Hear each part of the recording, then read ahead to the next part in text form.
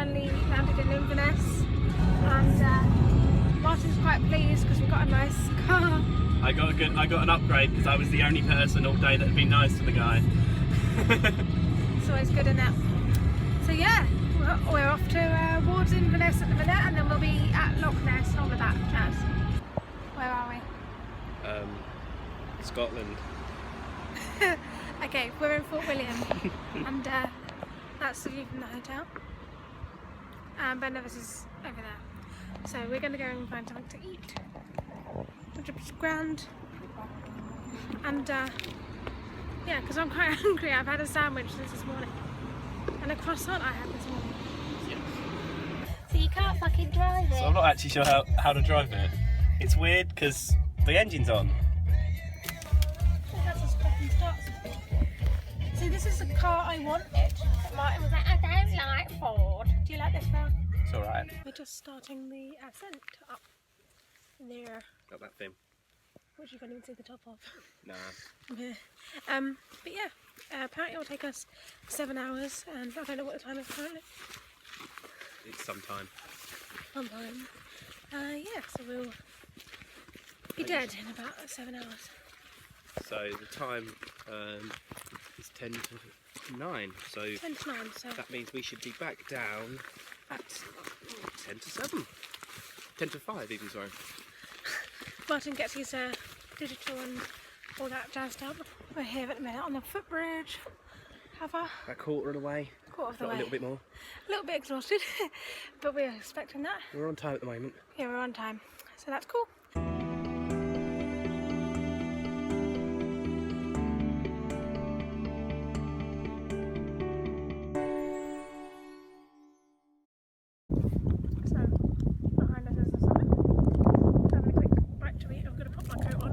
Still bear on because I was boiling. Yeah, how are we doing so far? Pretty good. Yeah, not bad. Brilliant. View over there is nice, but you can't see it. It's lovely. I'll show you.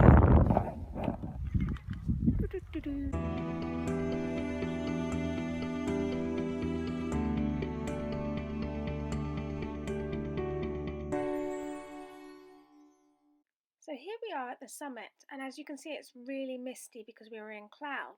This is one of the gullies that we saw up there. So we're on the way to Summit Stone, but you can see how people can quite easily fall off, especially if the weather conditions are bad.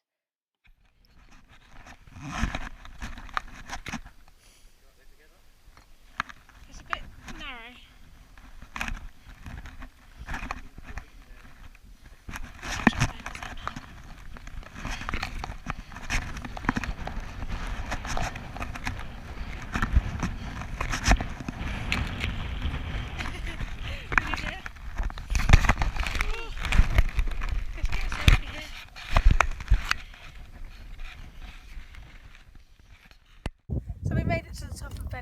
It took us like 5 hours because we were both struggling. I was struggling with my lungs and Martin was struggling with his knee. Actually has a bit of a knee problem. But we got there. We were at this point, I think, and we were like, oh, we don't do it anymore because it's like it looks really far away. It's only about 20 minutes from here. So yeah, quite happy that we've done it. Achievement unlocked. Brilliant. We're on our way back down. So yeah, that. Quite far.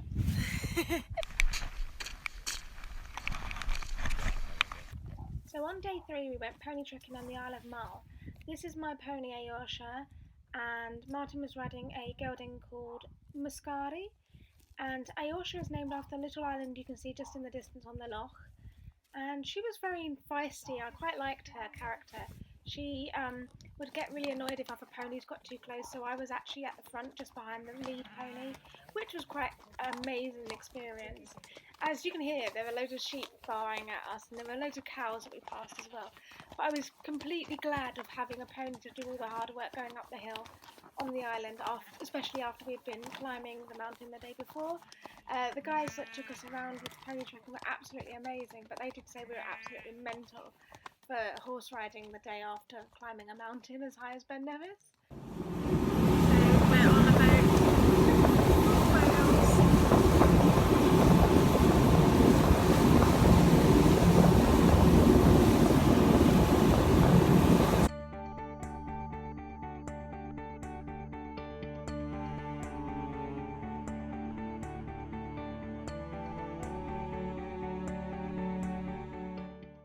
and this was the spectacle that we actually went to Scotland and the Western Isles for.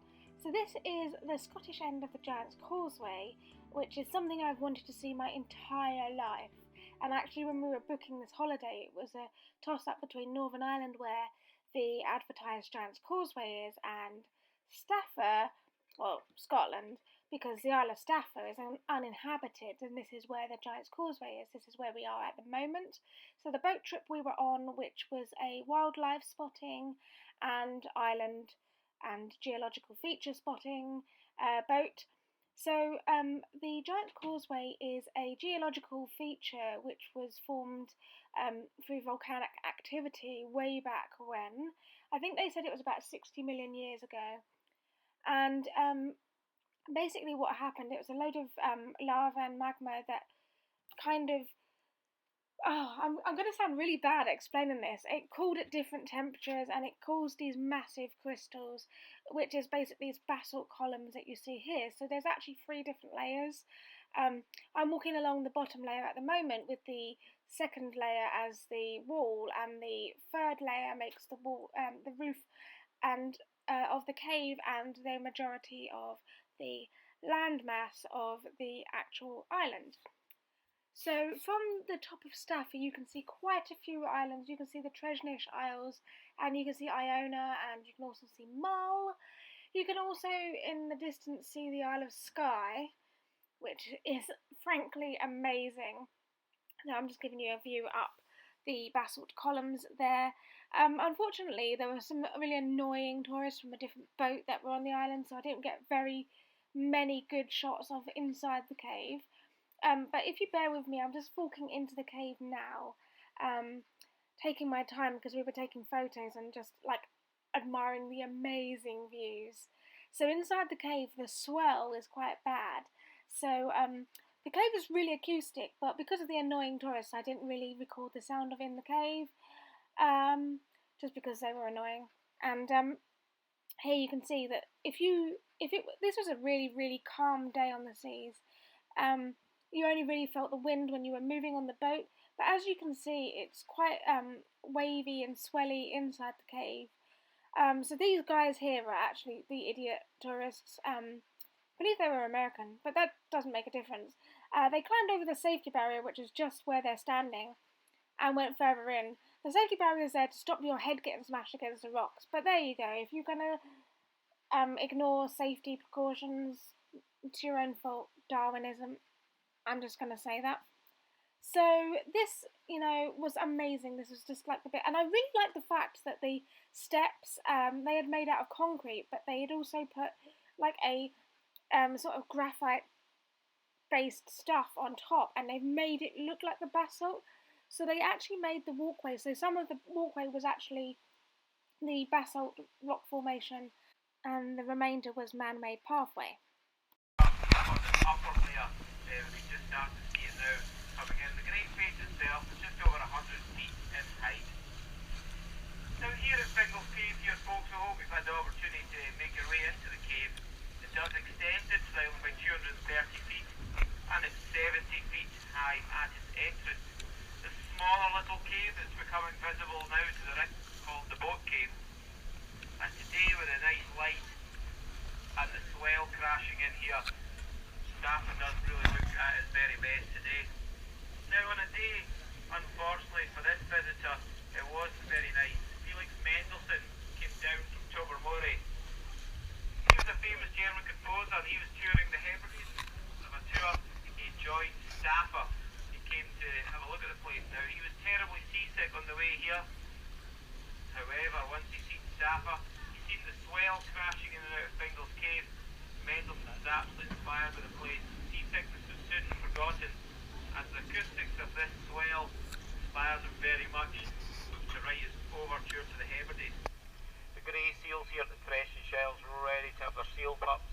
Another couple of weeks and they'll be into the pupping season. Did you see it?